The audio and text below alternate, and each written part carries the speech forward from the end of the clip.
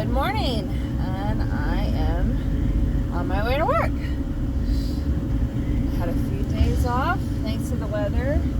Grateful. Still listening to Octane. On Sirius. Alright, so my last video I talked about the differentiation between a fuckboy, a guy, and a man.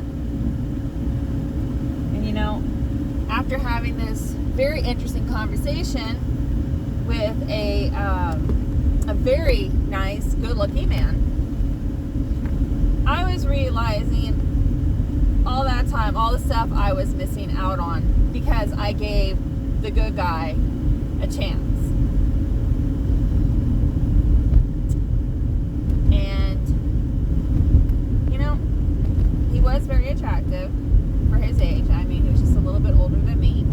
And they were like, but weren't you just in a relationship? No, I was giving that person another chance, and they blew it. And one thing, guys, when you're in your stage of turning from fuckboy into man, you're in that middle stage, let me remind you that everything that you do and say counts up. Okay? It will add up to a woman, and then she is free to discard you when your actions and your words don't coincide. She is free to discard you. And you have to accept her answer that she's no longer interested because you've done shown yourself at a bad time, I would say. That, and it's good. I would rather have somebody waste a couple of months of my time. Oh no. Okay, that's on the 15th. Oh, I thought I was going to be late to work. I'm like, oh man. You guys ever have issues with getting to work on time? I got a plan. And it works. Okay, anyways, that's what I was saying. So there is this thing. Make sure you're on the same page as the person that you want to date. That means that you guys are financially able to move forward in a relationship. Now, I know that there's been a lot of talk about finances should not be that important. But to build a foundation, you're going to need some money. And I know that a lot of guys are like, well, why can't she do all the work? And I just recently got let go of somebody with this mentality, wanting me to do everything. He had small children. The mother was locked up. Right? I know. That's why I was like, and this person, nobody would ever thought would be locked up. You know, they've been in jail a few times, but nobody really ever thought that they'd ever get busted for their crime. And why is this all backwards today? Okay. Anyways. So then, finances are really important to build that foundation. And the foundation isn't always just going to begin like the start of a relationship. It's preparing for more of the relationship to develop. And you both have to be working. I mean, some of you, can do the whole sugar baby, sugar mama deals. I just came across a character that is a sugar mama, and she's all broadcasting it, and I can see why she's in the position that she's in, because she's older, her body's changed. She's definitely putting off that I'm just going to buy everybody that I cross paths with. You don't need that kind of financial security. It's so degrading to begin with. I'm not really big into financial degrading. So if I end up covering the round of drinks, if I end up covering dinner, I expect the man that I'm going to be with to reciprocate. And the reason why is because when only one person is financially stabilizing the relationship, the other person is going to be thinking, are they using me? Am I just a free ride? These thoughts are going to come into their mind. And it's really important that whatever one person in the relationship relationship does, the other person needs to do it too. They need to meet them halfway at least. So in this last attempt with this person, because I'm at a point now that I just want to continue and focus on my goals. And if I happen to meet a new person with possibly the same qualities of the man that I met yesterday, like I said, this guy really, he's very good looking, has a good job. He's talking about how he's great in this and all that. So, I mean, we had like this large conversation, and he's just supposed to be there to do his job. And we just kept talking. We had so much in common. It was like, was there some chemistry being flung there? But he just recently got out of a relationship, kind of, I think around the same time, and he attempted dating already. So it's like, there really is no wrong or right time to get involved. But the guy didn't ask for my number, and I wasn't going to give it to him anyways. But all we exchanged was our first names, and I'm okay with that, because that tells me maybe I'll cross paths with him again, so he can get to know me a little better. Now, he seems more financially stable, a little bit more than me, because, you know, we discussed about how the man not being present around children and stuff, and that's where I had to like say, not everybody falls into that category. And I was like, and it seems like your ex is definitely of this mentality that's been circulating. So I just want to go ahead and address the mentality and let you know that it's not working out. So that's going to require you to make some changes.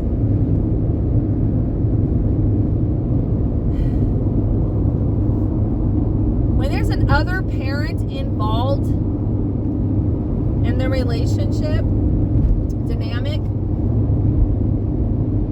it is going to bring your relationship down, and it's purposeful. Even though they don't want anything to do with you, they do not want anybody else to touch you, date you, and they will use the child as a pawn.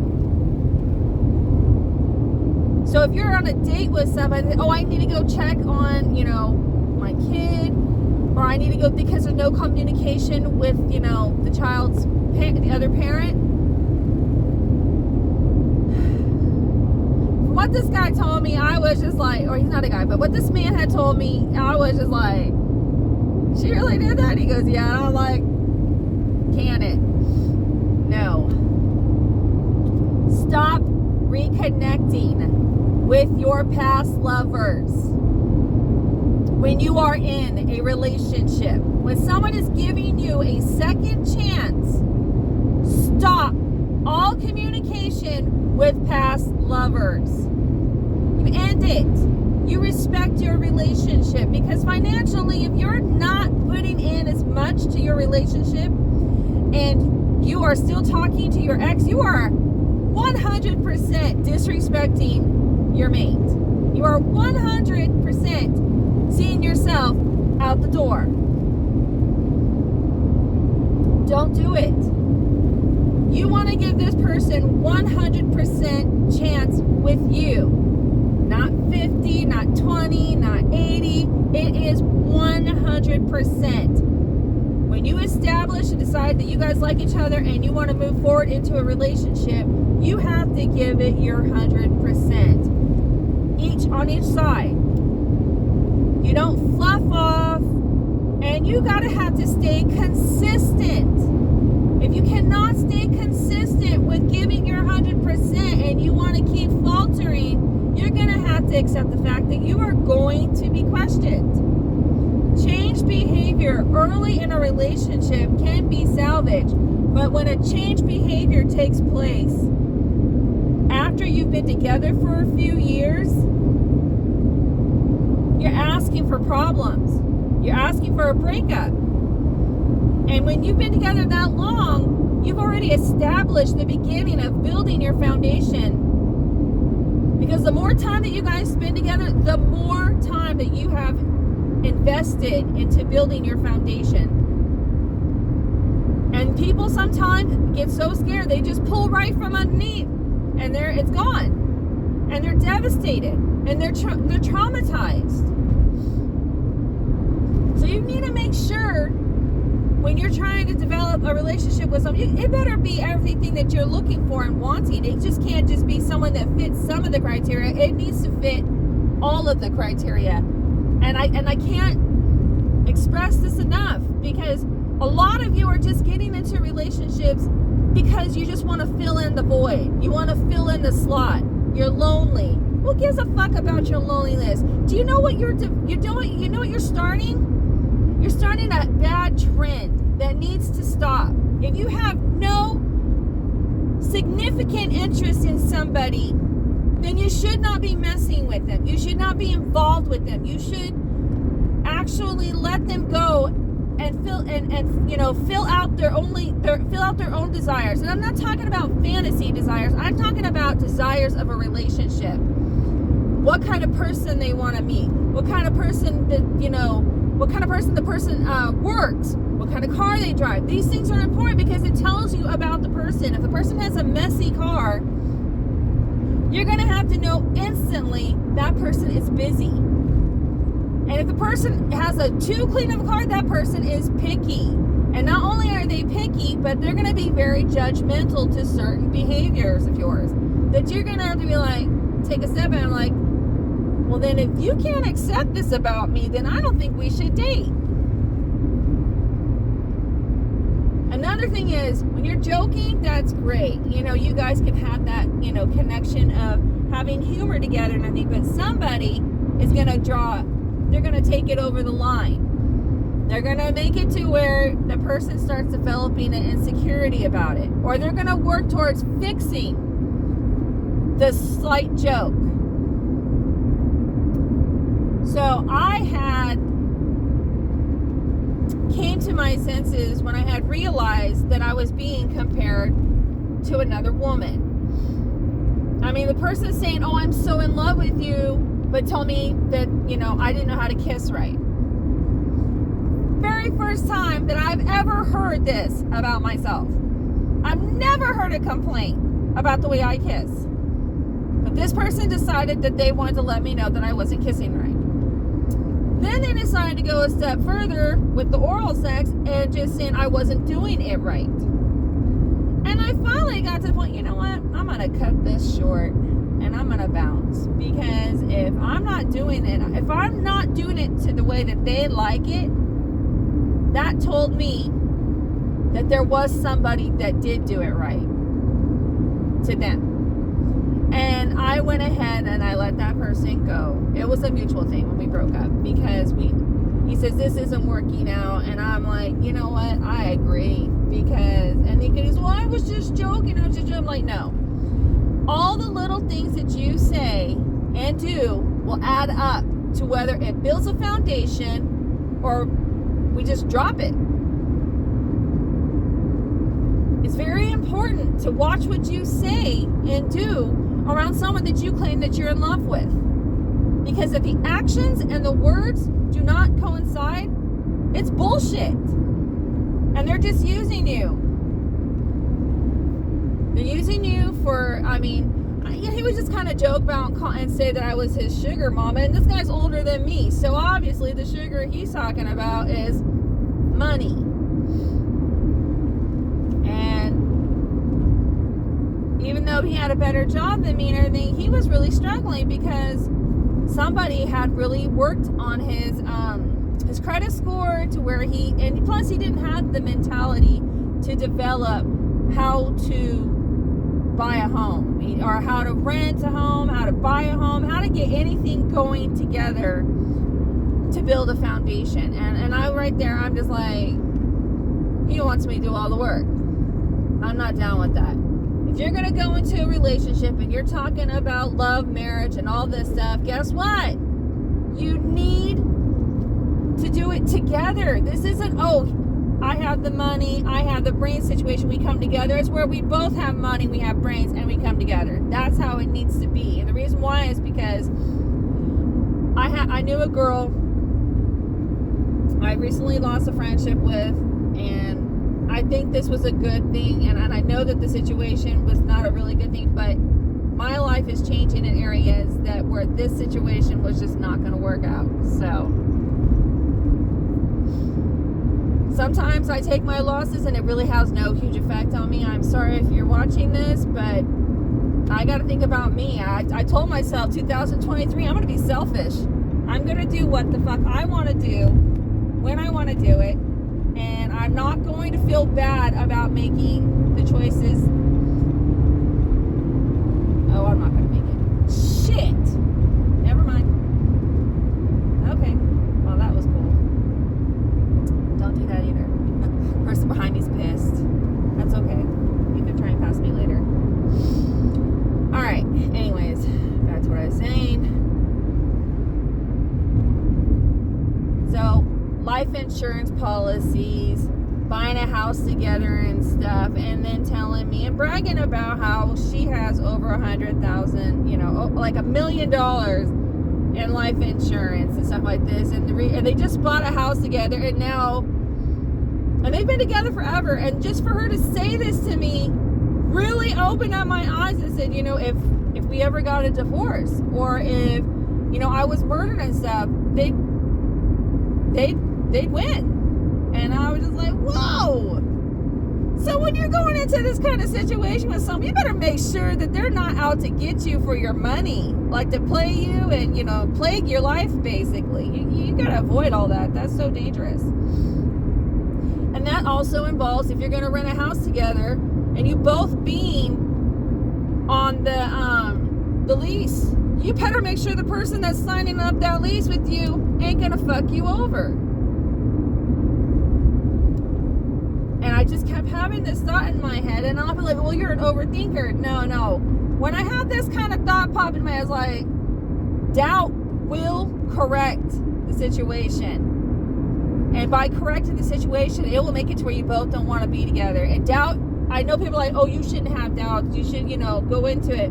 That's right. When it's a proper relationship and it's a good foundation that's ready to be built and everything, you know, you already have a pre-plan going on, but when you start going into the action, you have to make sure that you are doing it for the right reasons. Say your living situation isn't the greatest. You're back to living with parents, and you're trying to get involved with somebody that, you know, is trying to change their living arrangements and stuff because they have, you know, small children. You better hope to goodness that the other parent doesn't try popping back into the picture after so much time has lapsed, and that they've seen that the other parent has changed their ways and stuff. I've actually witnessed situations of this nature, not with me personally, but other people. And this is something why I say strongly and advise, keep your ex out of the picture 100%. If they have questions, show the conversation. You have to show the conversation to gain clarity. If they're not showing the conversation to you, and you know they're hiding stuff from you, give them a break. Give them a chance to go back to the ex and remind them, I may not be, when you try to come back to me, I may not be the same spot that you remember me, and I might be with somebody new, and you need to respect this. You have to let people know up front what's going to happen when they know that they're going to be let go, or that they're going to be discarded and stuff like that. You have to let them know, you know, I care about you and stuff, but this is not going to work out, especially with you trying to run to another person. I'm that person. If there's another person involved, I'm going to let you be with that person. And it could have been a temporary person, but I'm going to remind you that I'm the one that can change the dynamic and say that temporary person that you're trying to go hook up with is going to be your permanent. Have a nice life. Not everybody has this strength about them, but I do. And I'm not afraid to let people know straight up that they fucked up and that I'm out the door. Like I said, I am the walkaway queen. People are like, well, you walk away with the easy shit, because I already know what I want. I already know what kind of relationship that I desire. And when people start coming in strong and saying they're that person and then showing me otherwise, I'm not even going to waste my time. I'm not even going to give them an explanation. I'm just going to ghost them. I've been ghosted before and it works out, but then I have people that are ghosts that are trying to go, hey, boo, and it's like, who? Busy. You know, click on the phone. That's me.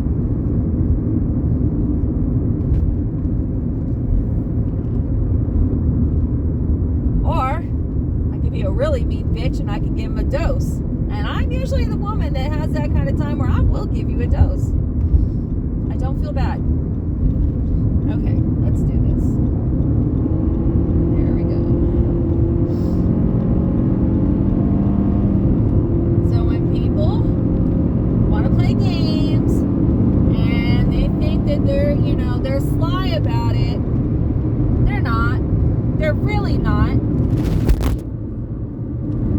Hold on, I gotta do this.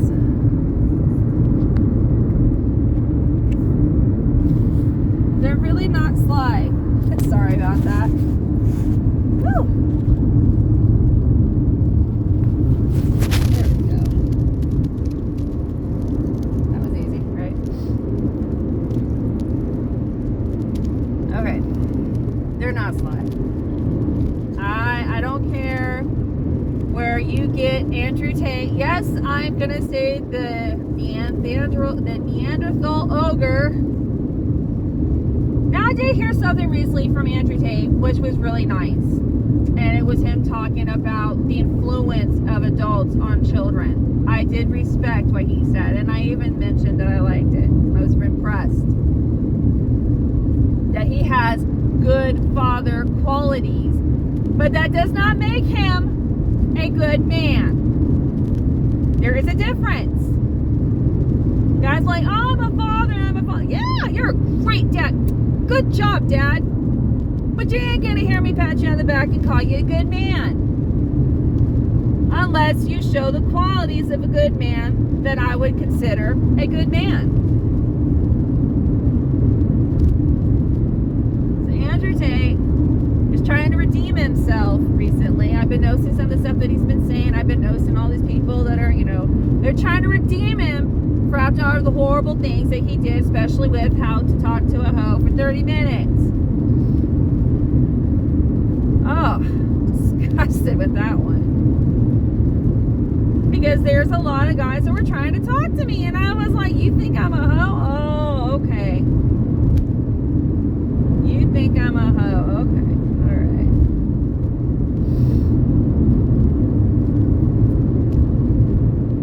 Best thing about the conversation that I had with this guy yesterday is that, and this is how I knew that he had a lot of man quality. He was 100% honest with me about everything that we discussed. I really liked that about him. I asked his opinions because I decided to talk to him about him talking about going on an outing with a girl and how they were making out. So I said, you made out on the first day? And he goes, well, you know, yeah. And he says, I've had my hoe days. And I'm like, it's like talking to a mirror there for a minute. I was like, well, so have I. But it doesn't make someone a hoe. Okay?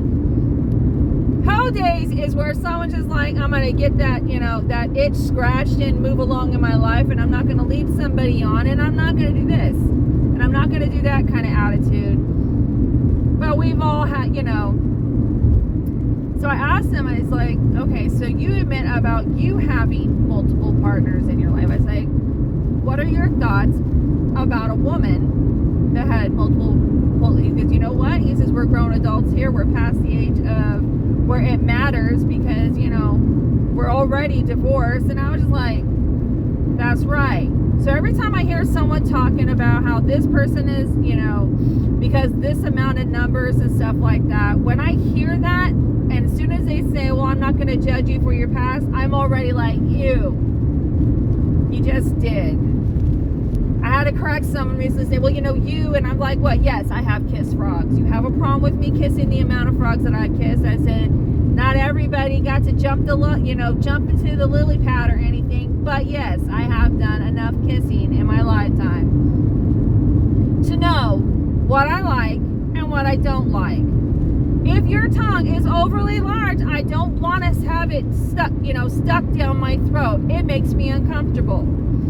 If you have hard, chapped lips, I don't want you kissing me because my lips are fairly soft. I take very good care of myself. My skin is nice. My hair I can, use some help with. But for the most part, I'm fairly healthy. Minus the thyroid shit. But anyways. If they're not taking care of their bodies, if they're not taking care of their nails, if they're not taking care of any kind of personal hygiene that they need to, if there's a smell, yes, guys, I'm going to go there. If your backside smells off, I'm done. So if you want me to give you head and stuff and I smell that, wash your ass. That's all you have to do. But then there's people that, maybe wouldn't be able to have, they don't have the best plumbing, or they're on a fixed, I can run my water at this rate kind of shit, stuff like that. So you gotta take that and you schedule your sexy time, basically. Oh, gosh, yesterday was a breath of fresh air, literally. I didn't get too close to him because I went on a bender. I'm like, I don't care. I want to just be gross for a few days. So I didn't have any makeup. My hair looked like shit. I was not expecting company. They showed up and I'm like, whoa, who are you? And it was just really nice to meet this person. I do see, I hope, another chance to get, acquainted. Not saying I want to date him or anything, but it was just really nice to have conversations like that with somebody that was just openly honest, because I respect that. It was really nice. So I know today I didn't really have a whole, but I went and touched a lot of different bases because I'm not able to do videos as much because, well, things in my life have changed. And I need to respect my personal schedule versus my professional schedule. So I'm going to pull over here. I'm well over my time. And I'm going to try and keep them nice, short, concise. But I just felt like I want to just do a synopsis of the year. And it's okay, like I said earlier, to nominate one year or every other year if you just want to be selfish. It's alright. I recommend it. Just don't give a fuck and do what the fuck you want.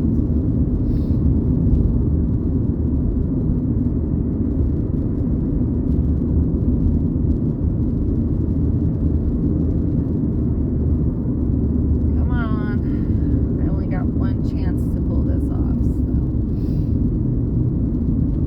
Oh. I got a Coca-Cola. Oh, come on. Please let me know I can pass you. Thank you.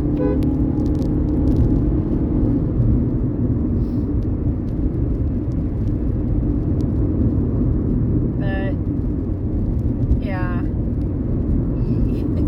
people, you need to step it up. Step your game up, because meeting a different quality of a person is a breath of fresh air. I mean, it is so nice to meet guys that have their shit together, that are like so close to becoming men. It is so nice to know that they're not a dying breed.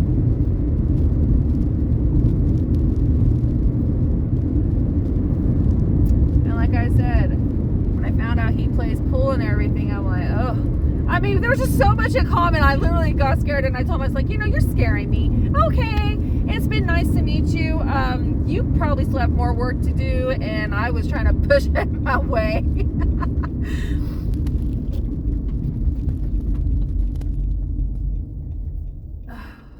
Let's do this real quick. So I just want to say, if you ever come across this video, I was so impressed meeting you. And I wish you the best. And I hope that if we ever do cross paths and everything, I hope that we're able to get along very well, because you are like 1 out of a million chances of meeting someone of your nature. Was so impressive. It gave me hope. So y'all, you have a good one. I got to get my ass to work.